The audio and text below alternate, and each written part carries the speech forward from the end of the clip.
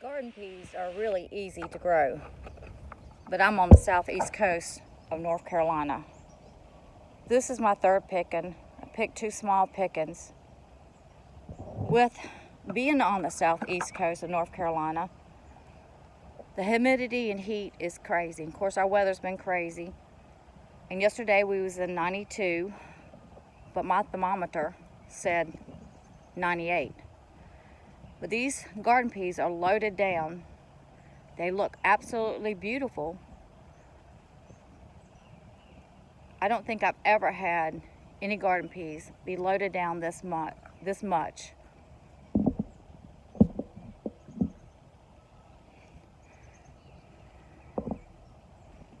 But the problem is, with this heat, just one day, having temperatures like that, I'm already experiencing powdery mildew. There's two I didn't pick.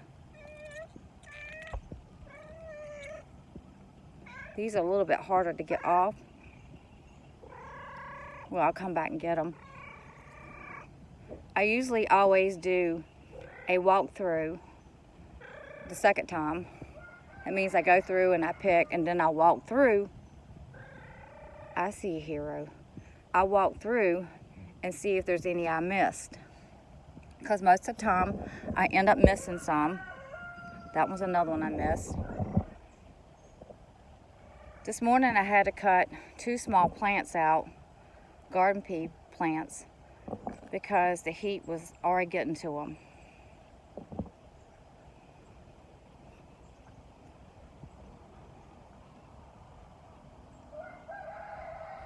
But they are just loaded down. I'm just hoping to hold out. But I don't know with our heat. Now we got some more cooler temperatures. It's going to cool back down a little bit. It's only going to be about the 80 today. But garden peas cannot take so much heat. This right here was a space that I did a test run of planting a month earlier, and it worked out. I planted these when they tell us to plant the garden peas, or near the last when you can plant them.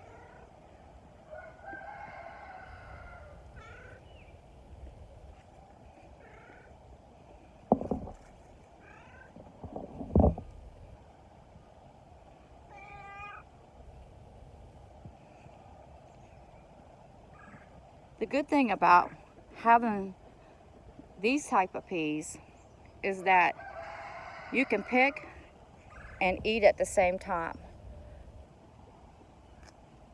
They're so delicious. But the size of them are really great.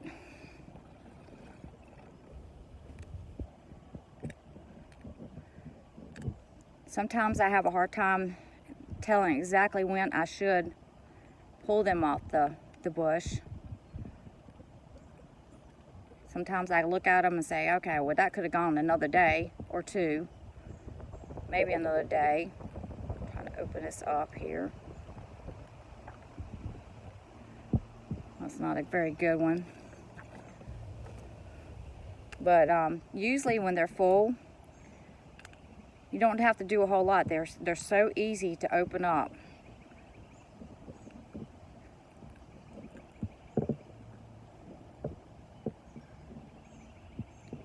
Really easy. Open up with two hands. Let's see if I can get this.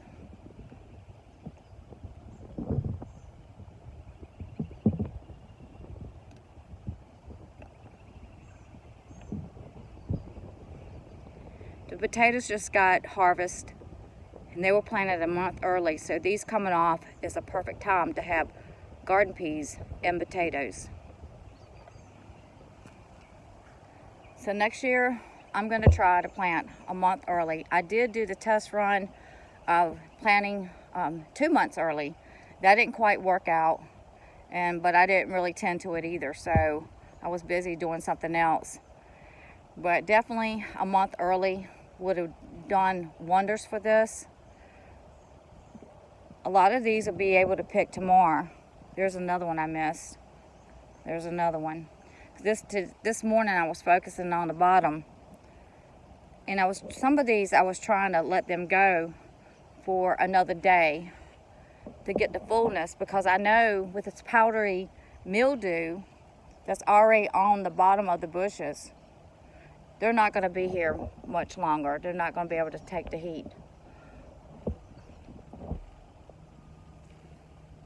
So I just want to show you the garden peas. The garden's doing phenomenal. Potatoes are out. Tomatoes are got lots of tomatoes onto them. Okra is growing, so we've had enough heat to get it going. Cabbage, most of the cabbages have been harvested, and beans have been planted. Watermelon's doing great. Cantaloupe's doing great. Honeydew's doing great. Only thing is I planted that watermelon in one area. I shouldn't have planted there. By the time my plants got big, I hated to move them. There'd be so much transplant shock. And there's eggplants and jalapeno fuyu peppers. The cucumbers are doing excellent. Squash are phenomenal.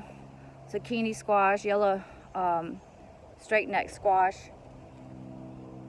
The Roman tomatoes over there are doing fantastic.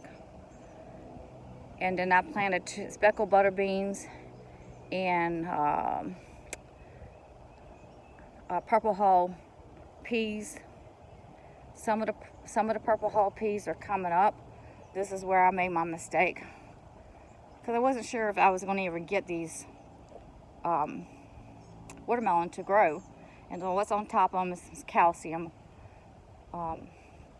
Just go ahead and put them on there for end rot. Blooms rot. So those are coming up. The thing is, I got those watermelon. So we'll see how it goes. I mean, really, I was just doing this test run with this watermelon to see how well, you know, I grow it, because I never grow watermelon.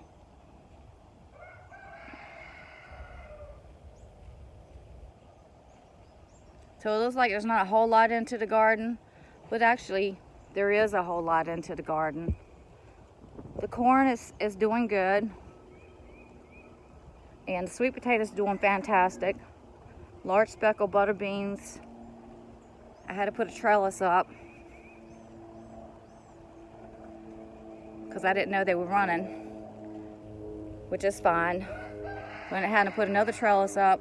These are the black-eyed peas, which is where I actually dumped the chicken coop shavings.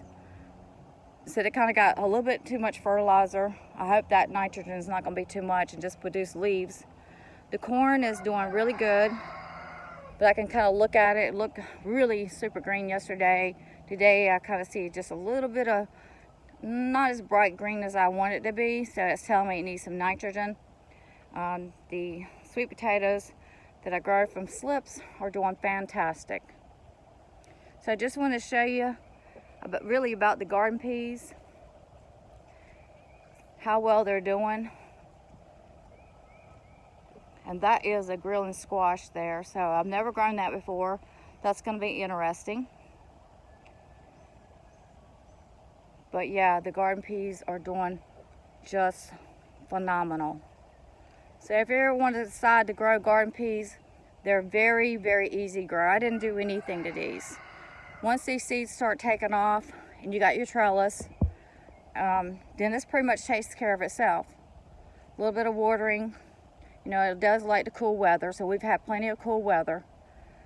So we'll see how this heat does. But they definitely need to be trellis up. I had some down here I pulled up at the very end that I didn't trellis, and they hardly grew. It was laying over, and I knew they was going to do that, but I just want to see how big they got, and they didn't get very big. So a trellis is a must.